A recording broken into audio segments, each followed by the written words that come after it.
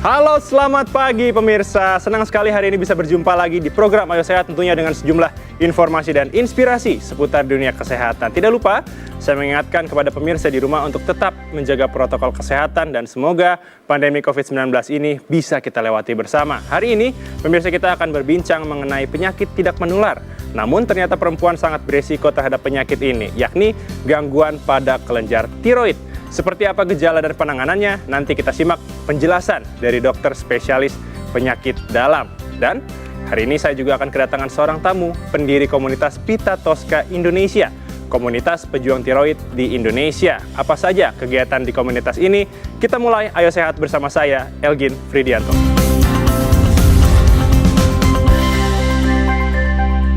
Pemirsa, produksi kelenjar tiroid yang berlebihan ataupun kekurangan ternyata berakibat buruk pada tubuh kita.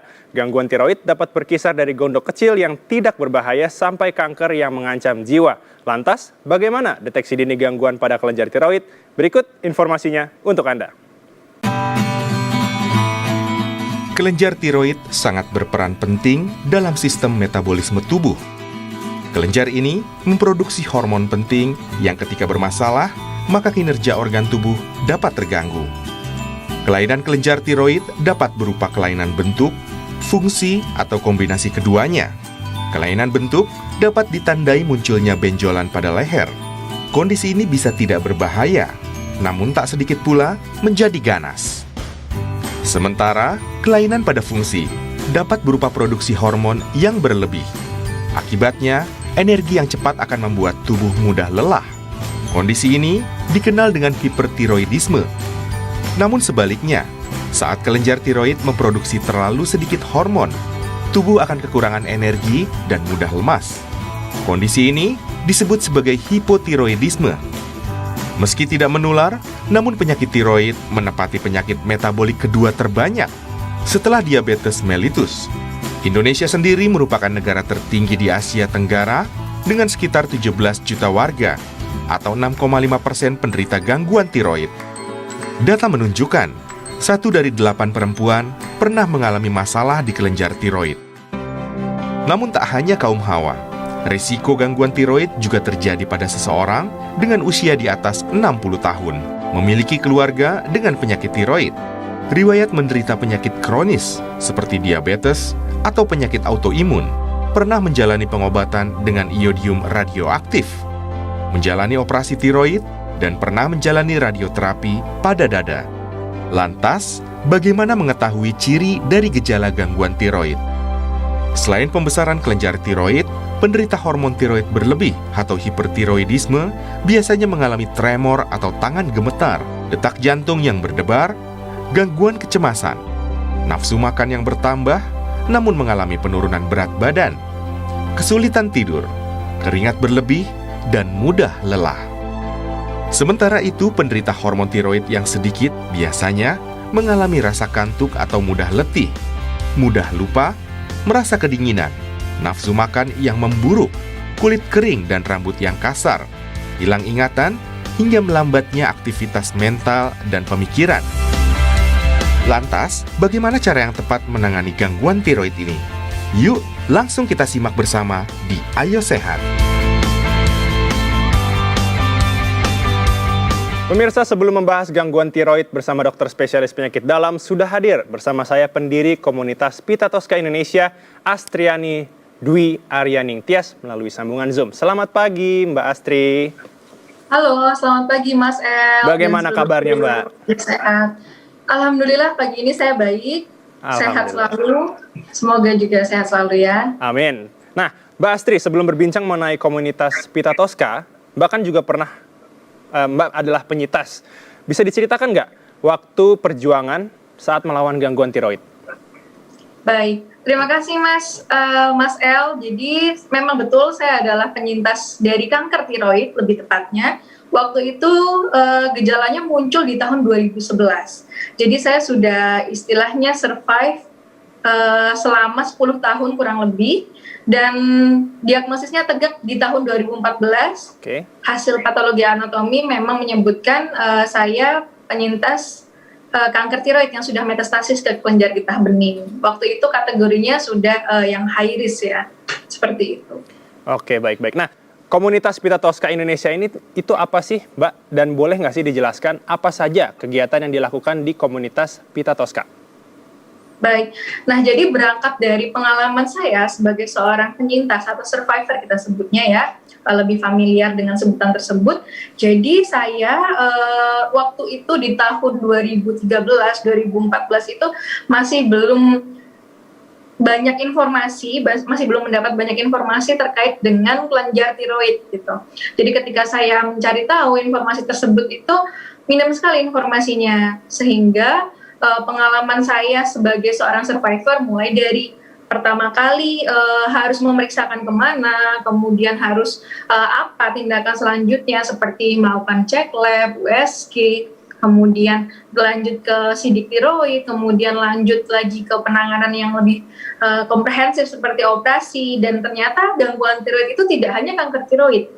Jadi bermacam-macam, dan itu informasinya hanya saya dapatkan di ruang konsultasi ya. Nah, ketika saya berpikir bahwasanya saya saja sebagai seorang pasien ketika itu kesulitan mendapatkan informasi terkait dengan kelenjar tiroid, khususnya kesehatan tiroid sendiri, ini saya berpikir gitu ya, bagaimana teman-teman penyintas yang lain atau kita sebutnya pejuang tiroid yang lain, padahal informasinya minim, sehingga disitulah semangat saya untuk bangkit sekaligus untuk healing kondisi saya sendiri. Kemudian kita membentuk Pita Tosca, mendirikan dan mulai berangkat dari visi untuk menjadi pusat informasi gangguan tiroid di Indonesia. Mbak Astri, tentu kan berdasarkan data nih, sebenarnya apakah peningkatan pasien gangguan tiroid saat ini meningkat dan bagaimana sih di komunitas Pita Tosca itu sendiri? Tapi jangan dijawab dulu, dijawabnya selesai jeda. Pemirsa, jangan beranjak dulu. Ayo saya akan segera kembali usai jeda.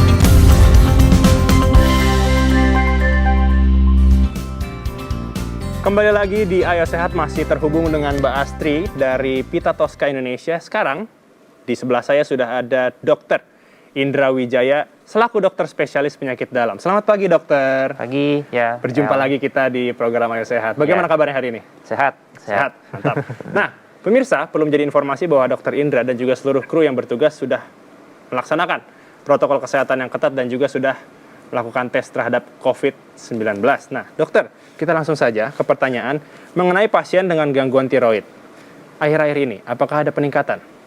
Oh ya, betul. Jadi penyakit tiroid ini kalau saya lihat ya, dari tahun ke tahun sebelumnya itu mengalami peningkatan, betul. Nggak hanya Indonesia, tapi di seluruh dunia juga terjadi peningkatan.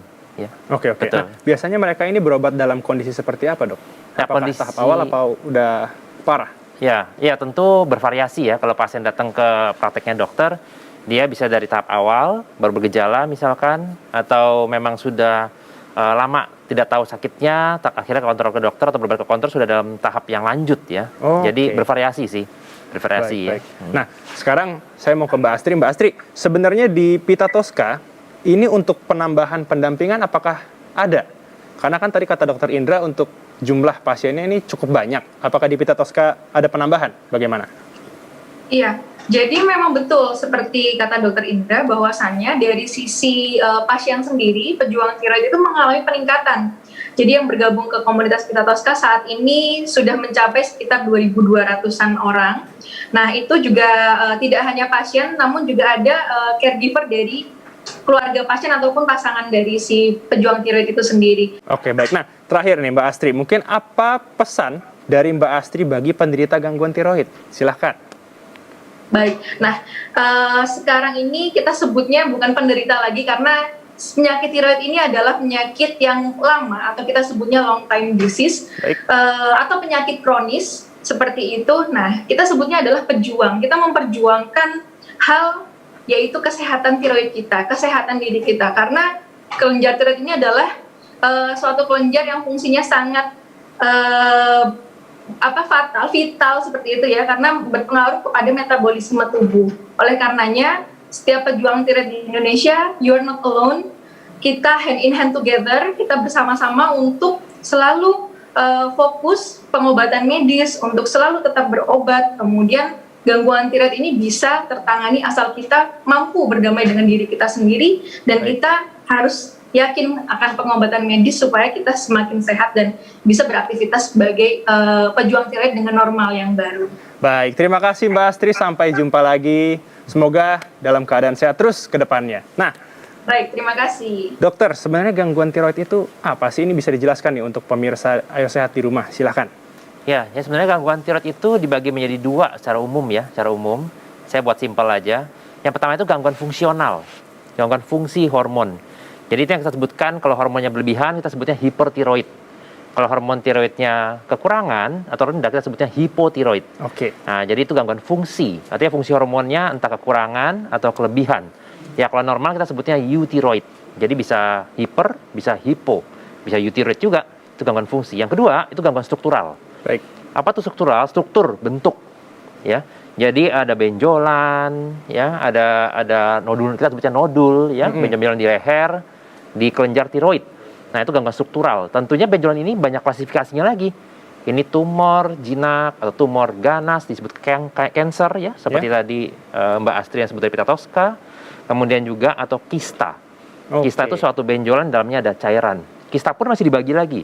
Kista murni, simplex, kista kompleks yang campuran sama sekat-sekat maupun ada masanya ya. Nah, jadi secara umum dibagi menjadi dua, secara umum ya. Fungsional, struktural. Oke, baik. Nah, Dok, ini kan untuk yang benjolan, ini kan terlihat tentunya ya. Betul. Tapi untuk yang tidak terlihat, cara mendeteksi awal, Ya. bagaimana Dok? Ya, ini yang kadang-kala agak susah ya bagi teman-teman, maksudnya dari masyarakat ya. Maka dari itu kita perlu belajar ya mengenai edukasi penyakit ini ya. Salah satunya dari topik materi kali ini. Karena banyak sekali yang ke saya itu sudah telat ya, sudah 4 bulan, 6 bulan, nggak tahu sakit apa, bahkan udah sampai setahun ya. Setahun dia sudah berobat kemana-mana, bahkan nggak ketemu. Ternyata tiroid, ya kasihan ya. Iya, betul, makin lama ketemu, makin panjang komplikasi.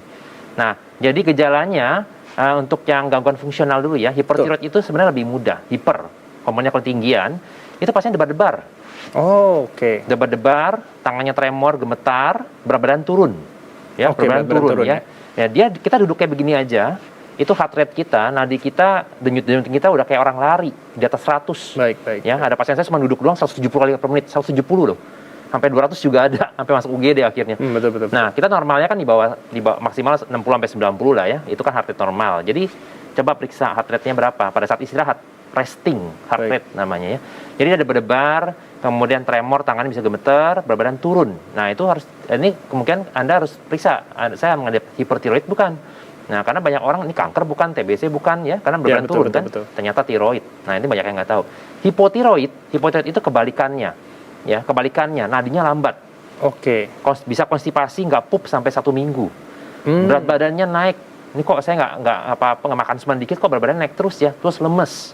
Kenapa? Karena hormon tiroid hormon metabolisme. Ya, kalau hipertiroid kelebihan hormon, metabolismenya meningkat. Nah, kalau hipotiroid kekurangan hormon, metabolismenya lambat. Nah, jadi itu hanya kebalikan. Hiper sama hipo itu gejalanya kebalikan sama sekali. Nah, kalau struktural jelas benjolan. Benjolan lebih mudah karena ini kelihatan ya. Pasien langsung berobat. Kalau hiper-hipo, nah ini kadang-kadang kesian. Pasiennya bingung, ini saya sakit apa, nggak cek darah, nggak ke dokter, nggak ketahuan. Jadi harus belajar dan ya segeralah ke dokter untuk pengecekan ya. lengkap. Oke, nah Dokter Indra, menurut data kaum perempuan ini lebih rentan terhadap gangguan tiroid. Nah, ini mungkin penjelasannya seperti apa, Dok? Ya, betul ya. Jadi prevalensi penyakit tiroid pada wanita itu sekitar 80%. Di mana pria itu 20%, 80% banding 20%, ya. Jadi cukup tinggi ya, tinggi pada perempuan. Kenapa? Ya ini banyak juga para peneliti, para dokter ya meneliti, walaupun sampai sekarang belum menemukan jawaban yang lebih komplit ya, tapi setidaknya mereka sudah menemukan bahwa ada hubungan dengan kromosom XX, di mana perempuan itu kromosom XX, laki-laki XY. Nah, kromosom XX ini itu ternyata lebih sensitif ya terhadap kita sebutkan sel-sel yang memicu autoimun. Baik. Ya, antibodi autoimun. Contohnya sel B, sel dendritik ya, antigen presenting cell APC atau TLR, like reseptor. Nah, jadi antibodi pada wanita lebih mudah terjadi autoimun. Dan memang benar, penyakit autoimun tidak hanya tiroid itu memang prevalensinya lebih tinggi pada wanita dibanding pada pria. Jadi ada link terhadap kromosom XX. Ya. Oke, baik. Nah, Dok, tentu kan pemirsa juga ingin tahu, benarkah jika terkena gangguan tiroid ini artinya harus mengalami pengobatan seumur hidup? Tapi jangan dijawab dulu, Dok. Ayo Sehat akan segera kembali usai jeda.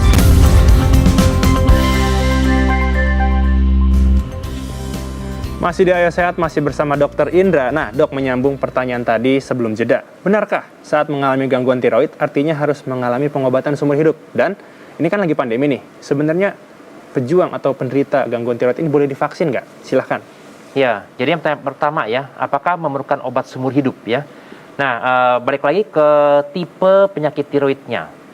Kalau dia tipe autoimun, tadi setelah sebutkan juga oleh Mbak Astri ya, Piatoska, bahwa memang disebut sekarang pejuang tiroid ya, bukan penyakit tiroid, betul. Karena dia butuh long term treatment and long term monitoring. Ya, monitoring. Nah, tentu tergantung penyakitnya. Kalau dia autoimun, contohnya Hashimoto, autoimun hipotiroid, ya, ini obatnya seumur hidup memang. Betul. Karena kelenjar tiroidnya rusak, karena autoimun rusak, dan tidak bisa regenerasi, tidak bisa diperbaiki. Otomatis dia harus minum suplemen, treatment, hormon, seumur hidup. Kalau tidak, banyak sekali komplikasinya. Nah, untuk hipertiroid ini lebih unik ya, karena jarang bisa tanpa obat ya. Bisa jadi tanpa obat? bukan terapi seumur hidup. Oke. Ya, baik itu yang autoimun maupun yang bukan autoimun. Nah, contohnya Graves' disease. Graves' disease itu penyakit autoimun hipertiroid di mana kita bisa mendapatkan remisi. Remisi artinya bisa lepas obat ya dalam jangka waktu 1,5 sampai 2 tahun. Di buku tertulis seperti itu dan pasien saya sudah banyak yang remisi. Tapi tidak ada istilah sembuh. Nah ini, ya tidak ada istilah sembuh pada autoimun, tapi remisi artinya dia bisa terkontrol tanpa obat. Dan bukan berarti Anda lepas kontrol, tetap nanti dokter akan minta 3 bulan lab darah tanpa obat ya. 3 bulan lab darah, bahkan nanti bisa mundur 6 bulan, 1 tahun. Nah, tapi selama periode terapi antara 1,5 sampai 2 tahun itu harus kontrol teratur sama dokternya supaya imunitasnya stabil atau imunnya teredam dan Anda bisa stop obat. Jadi tergantung tipe penyakitnya. Nah, untuk yang cancer setelah dioperasi, cancer itu harus operasi angkat semua, namanya total tiroidektomi, angkat semua, ya. Nah, otomatis nggak ada lagi hormon yang bentuk di kelenjar tiroidnya. Nah, itu yang perlu obat seumur hidup juga. Selain untuk suplementasi hormon, ya, substitusi, tujuan dari hormon tiroksin yang dikasih sebagai pengendali tiroid itu juga untuk menekan tumbuhnya kanker tiroidnya lagi. Nah, jadi tergantung tipenya. Emang ada tipe yang minum obat seumur hidup, ada tipe yang tidak perlu selama periode tertentu ya. Nah, lanjut ke vaksinasi COVID-19 ya pada penyakit tiroid. Untuk yang autoimun yang belum stabil, belum terkontrol, tidak bisa. Tidak bisa. Itu sudah dipublish di Perhimpunan Penyakit Dalam Indonesia ya, PAPDI, bahwa yang stabil bisa. Tapi yang tidak stabil, Anda masih fase kita bilangnya fase akut ya, masih debar-debar, masih labnya amburadul ya, masih jelek. Itu jangan dulu vaksin ya, karena kita masih banyak menunggu data penelitian ya yang sedang berjalan. Kemudian untuk yang cancer ya, untuk cancer tiroid prinsipnya sama, selama dia stabil dan tidak minum obat-obat yang imunosupresan, menekan antibodi ya, itu bisa. Bisa. Jadi sebaiknya supaya tidak menebak-nebak, konsultasikan dulu ke dokter Anda. Ya, dokter tiroid Anda yang Anda berobat, dok saya bisa nggak vaksin. Nah, selama ini pasien saya minta surat dari saya ya, untuk mendapatkan layak vaksin atau tidak. Jadi vaksinatornya pada saat Anda ke fasilitas yang vaksin COVID tidak tolak, tidak bingung dan tidak ditolak. Gitu. Baik. Nah, Dokter Indra, ini tim Ayo Sehat sudah mengumpulkan beberapa data terkait dengan komplikasi. Nah, komplikasi gangguan tiroid salah satunya ialah adanya penyakit jantung, stroke, tulang rapuh bisa memicu osteoporosis, gangguan penglihatan, pembengkakan, kemerahan pada kulit, dan bahkan ada berpengaruh ke hormon kesuburan. Nah, boleh dijelaskan, Dok? Ya betul. Kalau kita lihat komplikasi seperti ini, ya itu kelenjar gondok ya. Memang ternyata betul tadi Mbak Astri bilang ini suatu organ yang vital. Betul, ya vital. Kenapa? Karena dia ternyata hormon tiroid ini banyak sekali mengatur metabolisme tubuh, ya baik dari atas ya sampai ke bawah, yaitu masalah kesuburan. Jadi jantung pun kita bisa berdetak itu karena ada hormon tiroid. Maka itu hipertiroid debar-debar. Ya kan? Sedangkan hipotiroid nadinya lambat, di bawah 60 kali per menit. Kita sebutnya bradikardi, ya. Jadi sudah kelihatan dari gejalanya. Kelebihan hormon nadinya debar-debar, denyut jantungnya, kekurangan hormon, denyut jantungnya lambat. Nah, dia bahkan mengatur jantung. Maka itu tadi ada komplikasi sebutkan ya, penyakit jantung dan sebagainya. Kita Betul. sebut thyroid heart disease, penyakit jantung tiroid. Kemarin ada pasien saya tuh sampai kaki bengkak, ininya sampai bengkak ya, itu karena dia telat berobat ya. Oke. Akhirnya ya kita obati. Irama jantungnya pun bisa nggak teratur iramanya. Nah, kalau gangguan komplikasi kesuburan? banyak. Nah, kesuburan ini betul ya, karena dia juga ya sama ya, intinya mengatur hormon metabolisme tubuh ya, sehingga banyak sekali dokter teman sejawat dokter kebidanan atau kandungan yang banyak mengirim juga pasien tiroid ke saya untuk diperbaiki dulu hormon tiroidnya, baru bisa supaya tidak mengganggu kesuburan, terutama untuk yang mau punya anak ya, masalah infertilitas. Dokter kebidanan bagian konsultan infertilitas itu banyak sekali kirim pasien ke saya ya untuk stabilkan hormon tiroidnya, kemudian baru program fertilisasi, IVF Oke. dan sebagainya, bayi tabung dan sebagainya. Itu pengaruh ya. Baik. Jadi hormon ini sangat vital, tidak hanya jantung dan sebagainya, tapi juga masalah kesuburan itu juga terpengaruh ternyata. Oke, baik. Nah, Dokter Indra, ini mungkin terakhir ya. Pesan dari Dokter Indra untuk pemirsa di rumah, tentunya agar terhindar dari gangguan tiroid atau mungkin bagi pejuang gangguan tiroid. Silahkan.